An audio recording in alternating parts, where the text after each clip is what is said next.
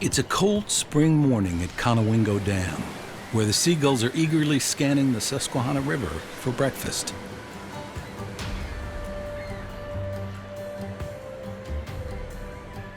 The gulls are fun to watch, but these photographers are here to capture something bigger, a perfect shot of the American bald eagle.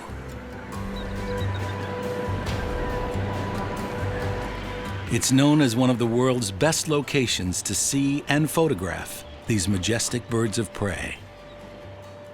Dave Linchenheim has been coming here for years. I was aiming my camera at everything that flew. It went a little bit nuts. But when I saw the detail of these majestic animals, it just, as a photographer, really excited me. So I came back and back. Eagles are powerful. They just look powerful all the time. They're raptors. They mostly eat fish. And when the number of birds goes up, there's more activity because they're fighting for the food sources. Yeah, I just a couple minutes ago saw an adult come out of the trees, go straight down and nab a fish. Then 4 other ones came after it. So I think the light is really good now. There's 2 of them down low there on the there's 3 of them. 4. 3 of them down together. low. Right. Juveniles. You can hear them. Here they come across the water. Frequent visitors like Dave and Mike Weiss continually study the eagle's behavior so they can get the perfect shot. It's really exhilarating to see an eagle swoop down and put their talons straight out, getting ready to grab the fish. After they catch the fish, they always look at it. They always look down and make sure they got that fish in the talons.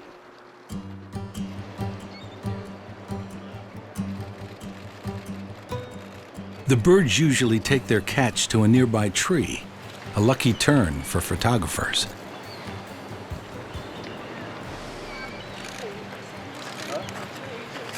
But Conowingo isn't the only place to see bald eagles up close. There's also Scales and Tails, a program from Maryland's Department of Natural Resources that uses live, non-releasable birds of prey. Ranger Sarah Milbourne leads a volunteer workshop. She was found on the ground at Conowingo Dam. She had been hurt, probably from wrestling a fish from another bigger, stronger, smarter eagle.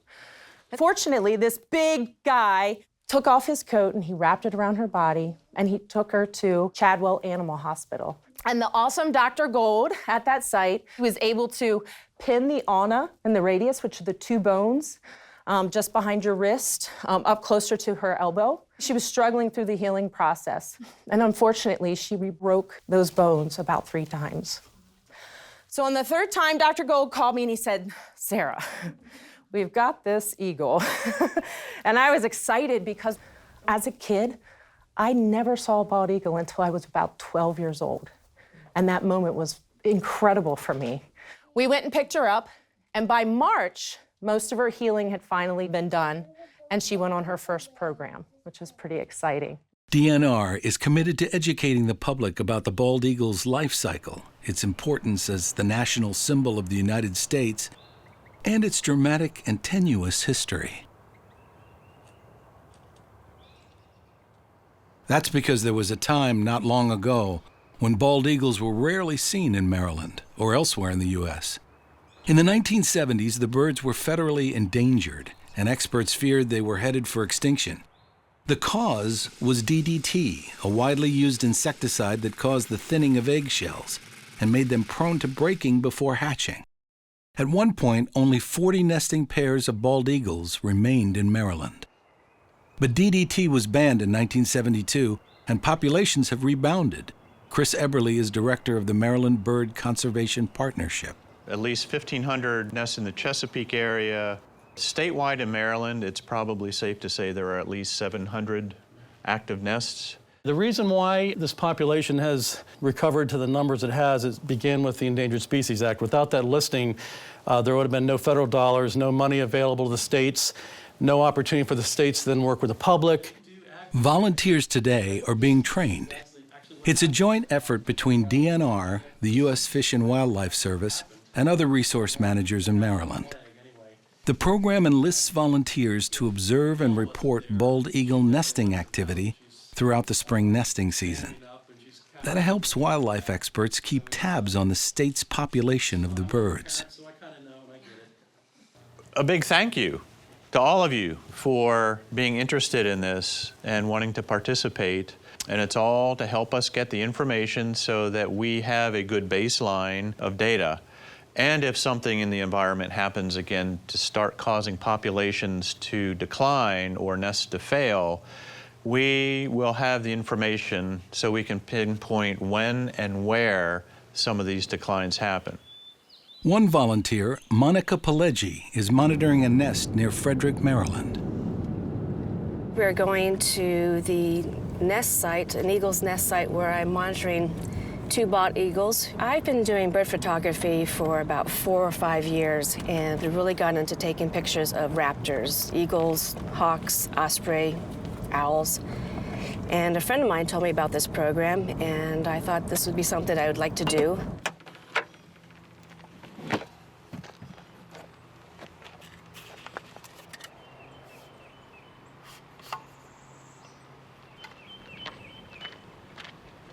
I come out here probably once a week or once every 2 weeks, depending on my schedule and the weather. I'm looking for the eagles in the nest, but I don't see any at this time. But see, this kind of worries me that none are around. Monica will have to report that there's no nest activity today, which may indicate a premature end to these eagles' nesting season. For an eagle to be off nest for 2 hours, 2.5 hours, just seems long seems to be long. It's important to monitor bald eagles because of what happened to them in the past. And now that they're coming back and there's thousands of them, we want to continue to monitor them and see how much better they do.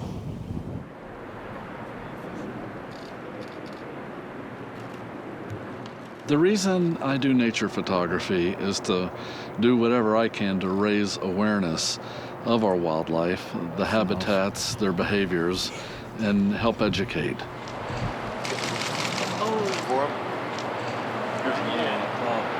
got a fish. Another one going after him. Most Americans have never seen a bald eagle. That's why I'm very enthusiastic about this place.